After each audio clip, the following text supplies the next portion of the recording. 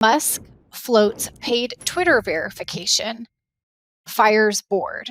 So we're not going to talk so much about this hot topic about the blue check mark Twitter verification, but it's really the firing of the board and what that has prompted in terms of just massive change, and also how that could impact the team that's there today. So I know that Elon's a pretty polarizing figure, and he jumped in with guns blazing on Twitter. There's just been so much in the news these days about the the volatile transitions that have happened at Twitter. Um, but yeah, this whole idea of firing the CEO, I think that's common when you have a an acquisition because a person wants to set their leadership team in place.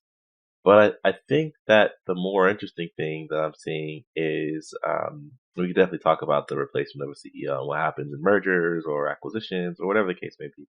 But the layoffs of the team, to my knowledge, right? We don't know if he's got a full download of the team, but without respect of who are key performers, what projects are people working on, what institutional knowledge do they have, and so he's just coming in, and it's like the opposite of Oprah. Like she's like, you get a car, you get a car, you get a car. And he's like, you leave your job, you leave your job, you leave your job.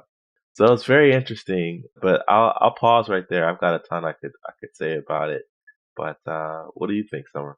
Yes, I mean, as an HR pro, it's really fascinating to watch this play out. I mean, we work in a space, Joey, where layoffs, as you mentioned, mergers and acquisitions are a common thing. And, I've always been of the mindset that you don't want to go in and, make these huge, massive changes immediately if you can prevent it, because just the ripple effect that it has on the organization can be significant. And in this article, some of the items that I wanted to point out is that in addition to firing the CEO, he fired the board, and that there's been uncertainty about, if and when he could begin to do larger scale layoffs. And there was an assistant finance professor quoted from San Jose State University who said that he thinks that there will be a lot of layoffs, and that it's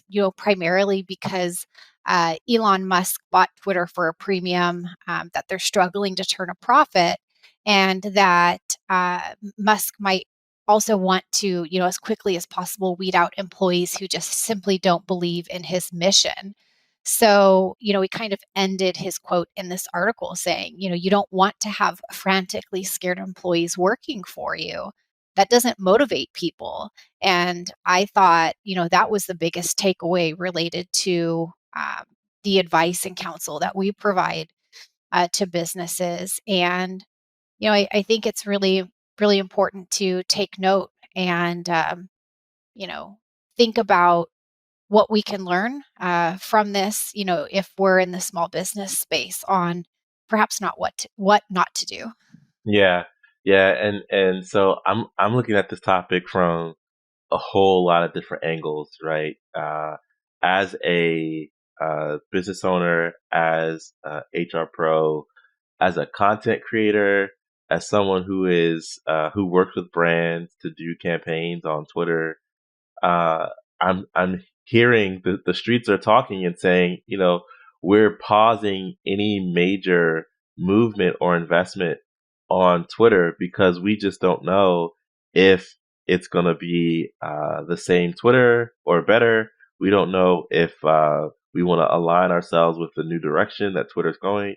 So the thing that a small business might want to take away from stepping in and essentially blowing up your leadership team and blowing up your some of your staff is that the ripple extends beyond your organization's four walls and into your customers, your brand perspective, and maybe these are all calculated risk, and maybe there's a greater return that Elon sees, but you have to take that into account when you go in and you just radically change stuff. Musk is even talking about like he's basically running Twitter the way that if you follow his tweets, the way he runs Tesla, where he'll crowdsource an idea, and then if he has a hypothesis about it, he'll want his team to react and do it immediately. So one of those recent things was, hey, let's bring Vine back, right? So he has his developers working incredibly fast, no guidance, no sort of rosy picture of how to get there, but they have like a 7 day deadline to to bring it back.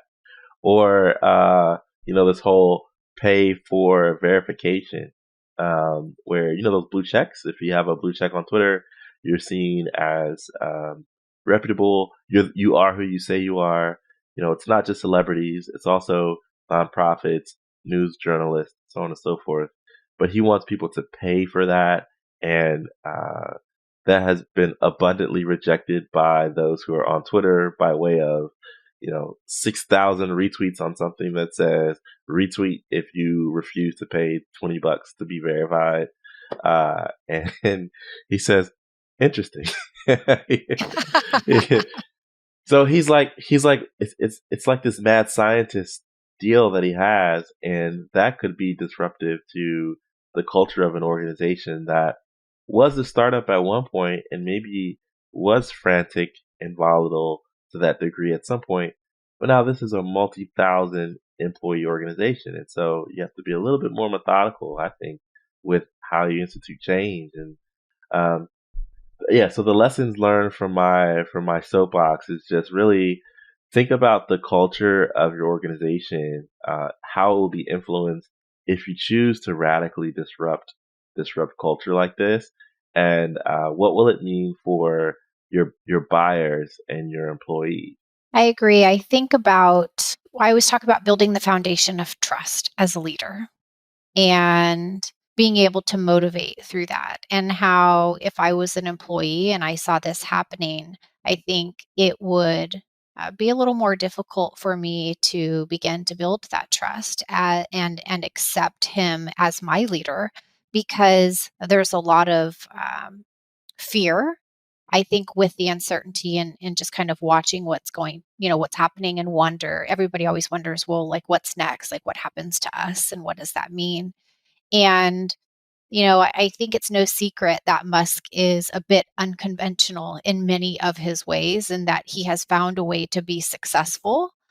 So I give him kudos for that. But I think when we look at what we know as the recipe for success and how to build trust and how to motivate people, it's definitely not the way that he's going about it. So I do think that he definitely has a larger plan, but I do worry about some of the struggles that he's going to encounter with his team, and what that's going to look like. But it's definitely something to keep an eye on.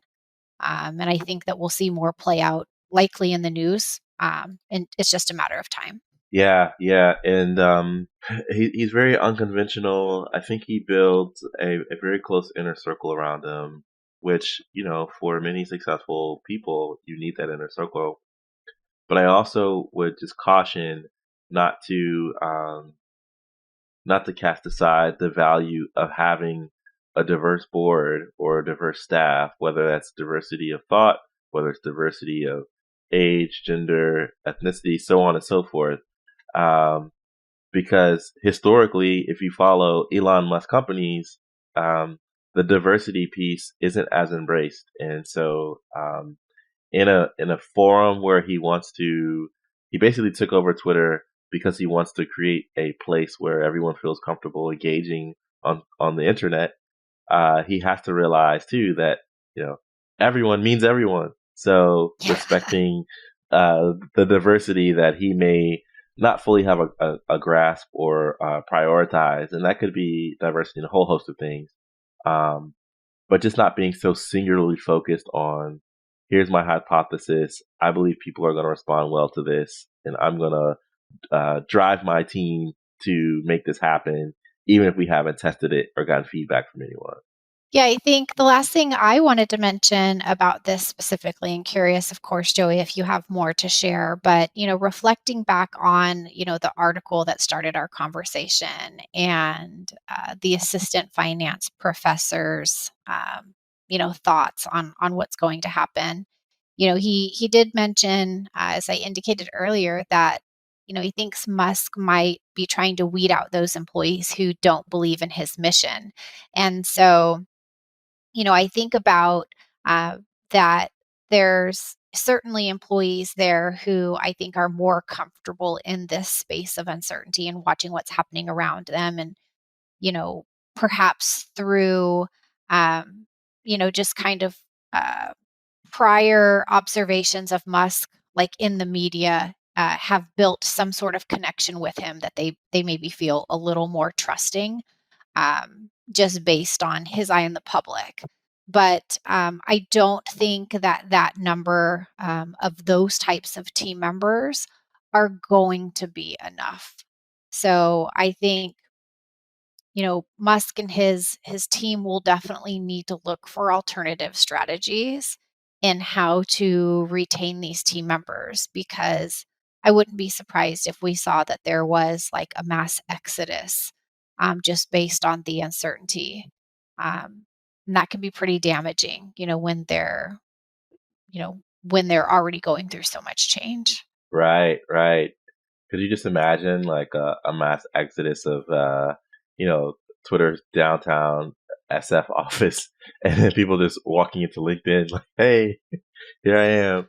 Well, Uh, It's interesting you say that, because I feel like it's events such as this where you have, I'm certain they have many extremely talented, best of the best in Twitter hmm who kind of look at each other and go, hey, that idea we've been floating around for a while about us kind of getting together and starting our own, whatever it is. Wouldn't be surprised if this is what motivates them to make that leap and start their own business.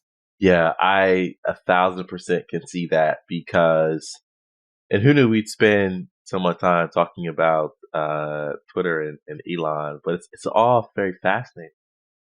We had mentioned in an earlier episode about how hiring freezes at big tech were a great opportunity for small businesses and startups and folks who want to launch really cool ideas. That also means that the product manager at Twitter who says, I want to go start my own thing with my group of friends, take this severance package, take whatever I need to do to survive, but go after it because at this point, there's really nothing to lose. It's either work in a place where I may feel uncomfortable and uncertain of the direction of the organization, or go launch that thing that I really, really wanted to do all this time. So it's likely that 2 to 5 years from now, we're going to be talking about the next best tech tool. Hopefully, it's a tool for good, right? But the next best tech tool, and their origin story is going to be, yeah, my old boss came in at my boss came in at Twitter and let everybody go, and I said this was my shot to go and do and chase my dreams. So it'll be very interesting to see how it all turns out. And if you are one of those folks that's leaving, I wish you the best and reach out to us because we'll help you with your HR. It's funny you said that, Joey, because as you were talking, I was actually thinking, I know we're recruiting for a couple of positions that they have some pretty amazing talent at Twitter. Yeah. Maybe we should start doing some outreach. And, then I just kind of had that aha moment of like, okay, yes, like Twitter, your team members are going to be top of the list for all of the recruiters that source for top talent. So I don't know. It's going to be a tough time.